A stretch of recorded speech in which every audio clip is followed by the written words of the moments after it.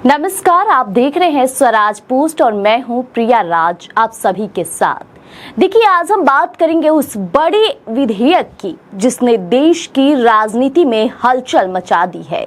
जी हां, बात हो रही है केंद्र सरकार लोकसभा में लेकर आई है 130वां संविधान संशोधन बिल। अब ये बिल सीधा असर डालता है प्रधानमंत्री, मुख्यमंत्री और मंत्रियों के पद पर। तो आखिर सवाल यही है कि ये बिल आखिरकार है क्या और इसके प्रावधान क्या कहते हैं और इसका राजनीति पर असर कितना पड़ता है, सब कुछ हम आपको बताएंगे। सबसे पहले बिल का उद्देश्य जान लेते हैं। तो सरकार का कहना है कि ये संशोधन राजनीति को अपराध और भ्रष्टाचार से मुक्त करने की दिशा में ऐतिहासिक कदम है। अक्सर आपने देखा होगा कि कई नेता जेल में होने के बावजूद मंत्री बने रहते हैं और सत्ता पर काबिज भी रहते हैं। ऐसे में इस स्थिति को खत्म करने के लिए सरकार यह बिल लाई है।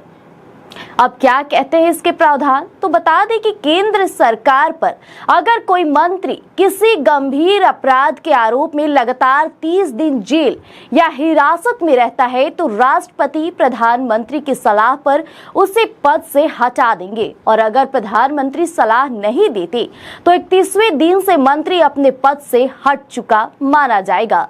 अगर खुद प्रधानमंत्री 30 दिन तक जेल में रहते हैं तो 31वें दिन तक उन्हें इस्तीफा देना ही होगा।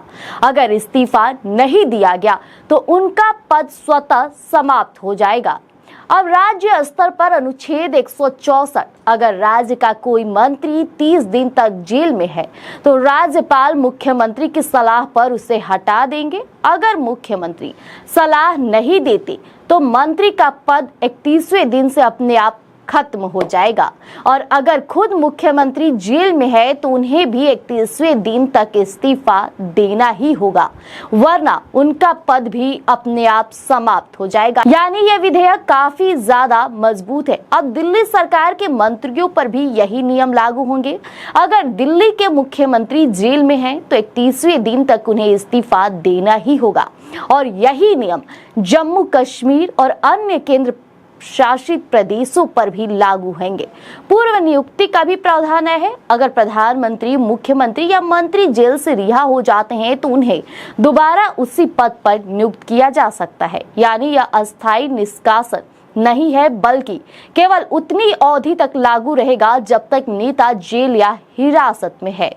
किन अपराधियों पर यह कानून लागू होगा? तो ये बिल कहीं ना कहीं संशोधन केवल उन्हीं अपराधों पर लागू होगा जिनमें कम से कम 5 साल या उससे ज्यादा की सजा का प्रावधान है।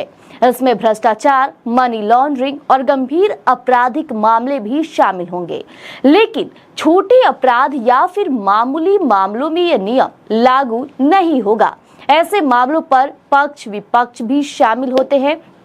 तो देखा जाए तो सरकार का पक्ष है कि कहीं ना कहीं उनका कहना है कि राजनीति से अपराधियों को बाहर करना जरूरी है। ऐसे नेताओं को सत्ता से दूर रखना होगा जो जेल में रहकर भी शासन करते हैं। और सबसे जरूरी बात है कि यह बिल राजनीति में नैतिकता, जवाबदेही और पारदर्शिता को मजबूत करेगा।